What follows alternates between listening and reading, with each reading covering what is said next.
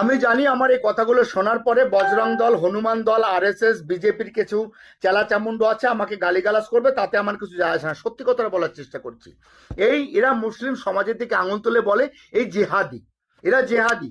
আসলে এরা জেহাদ কথাটার অর্থই জানে না। এই জেহাদ কথাটার অর্থ হচ্ছে, জেহাদ হচ্ছে আরবি ভাষা। এর বাংলা যদি ব্যাখ্যা করা হয় তাহলে প্রচেষ্টা করা, পরিশ্রম করা, সংগ্রাম করা।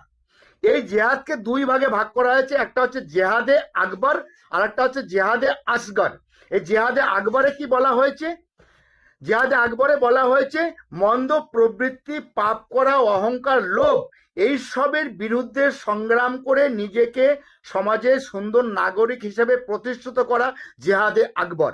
আর জেহাদে আসগরে কি বলেছে?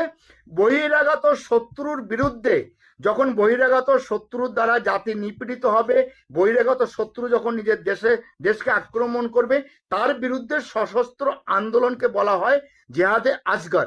যারা এই জেহাদের নাম করে যে মুসলিম সমাজ অস্ত্র হাতে নিরীহ মানুষদের মারছে, তারা জেহাদি নয়, তাদেরকে বলা হয় উগ্রবাদী। এটা হিন্দুদের মধ্যে আছে, বিভিন্ন জাতির মধ্যে আছে।